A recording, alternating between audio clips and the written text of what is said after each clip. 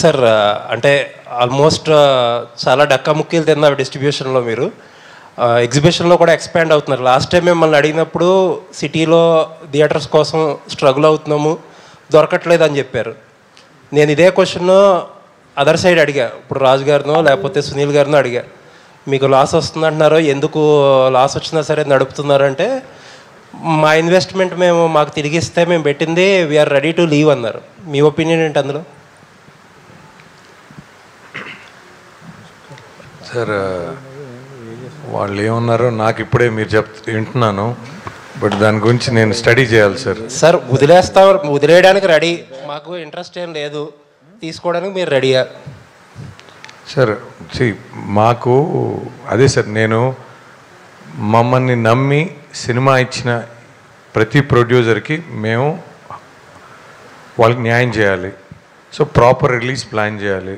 So మాకు monopoly అనేది ఏదైతే ఉందో, ఒక మూడు థియేటర్స్ ఉంటే 3 ఒకరిదే, లేకపోతే 2 ఉంటే 2 అనేది ఏదైతే ఉందో, మాకు ఒకటి ఉంటే మా ప్రెజెన్స్, మా సినిమాని మేము కాపాడుకోవటం.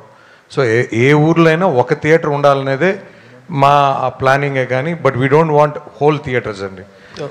మాకు ఊరికి ఒకటి ఉంటే చాలు. So to safeguard the film which we are releasing. Sir Vimal theatre మీకు హైదరాబాద్లో ది బెస్ట్ థియేటర్ ఇప్పుడు సింగిల్ స్క్రీన్ వరకు. ఎందుకు విమల్లో కొన్ని సినిమాలు, ఒక్కొక్క డిస్ట్రిబ్యూషన్ సినిమాలు సెలెక్టివ్గా వస్తున్నాయి, షేర్ వచ్చే పెద్ద సినిమాలు వేస్తున్నారు, బట్ మీడియం సినిమాలు ఎందుకు రావట్లేదు? సార్ దాంట్లో ప్రతి సినిమా పడింది సార్ మన దగ్గర. అంటే బేసిక్ ఏంటంటే సార్, విమల్ అనేది అది వీక్లీ థియేటర్ నార్మల్గా.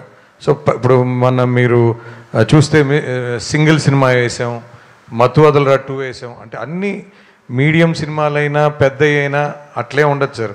మనకి ఆ థియేటర్కి బేసిక్గా 845 సీటర్ అండి. సో చెప్పండి. అంటే డైరెక్ట్గా నేను అడగనివ్వండి, రాజుగారి సినిమాలు కొన్ని వస్తాయి, పెద్ద సినిమాలు వస్తున్నాయి, మీడియం సినిమాలు రావట్లే సార్. మనం వేయటానికి ఎప్పుడు రెడీగానే ఉంటాం సార్. ఇక్కడ ఎవరిదనే దానికన్నా సినిమా సార్. మాకు సినిమా అంటేనే చిన్నప్పటి నుంచి సినిమానే. వీళ్ళ దేయకూడదు, వాళ్ళ దేయకూడదు, ఇలాంటి ఎక్కడా ఉండదు సార్.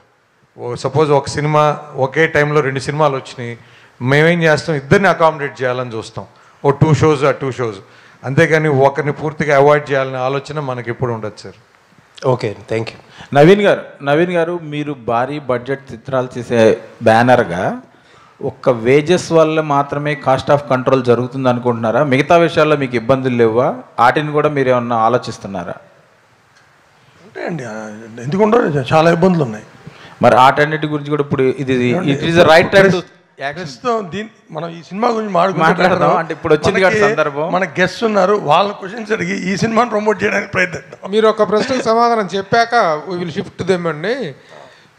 ఈ రోజున ప్రొడక్షను, ఎగ్జిబిషను, డిస్ట్రిబ్యూషన్ 3 కూడాను చాలా డౌల్ డ్రమ్స్లో ఉన్నాయన్న విషయం తెలుసు. బట్ మీరు సక్సెస్ఫుల్ ప్రొడ్యూసర్గా సక్సెస్ అయ్యారు. But getting in to distribution అనేటువంటిది to what extent it fetch to Mythri Movies and what extent it is suffering అనేటువంటి దానికి ఏం చెప్తారు? అది ఎలాంటి నిర్ణయం, ఆవేశపూరితమైన నిర్ణయం, it is a right decision అనుకుంటున్నారా? ఎందుకు డిస్ట్రిబ్యూషన్లోకి మీరు స్టెప్ ఇన్ అయ్యారంటే? అస్సలు ఆవేశపూరితమైన డెసిషన్ కాదండి. మేము డిస్ట్రిబ్యూషన్ స్టార్ట్ చేయడానికి కారణం, లైక్ మా సినిమాలు ఇక్కడ మీ సినిమాలకు సరైనటువంటి డిస్ట్రిబ్యూషన్ దొరకని కారణంగానే మీరు దొరకదారు అనేటువంటిది. ఇప్పుడు ఎవరైనా ఎనీబడి ఫస్ట్ టైం ట్రై చేస్తారు కదా, అట్లా మేమే కాదు, ఇప్పుడు చాలామందికి సొంత డిస్ట్రిబ్యూషన్స్ ఉన్నాయి.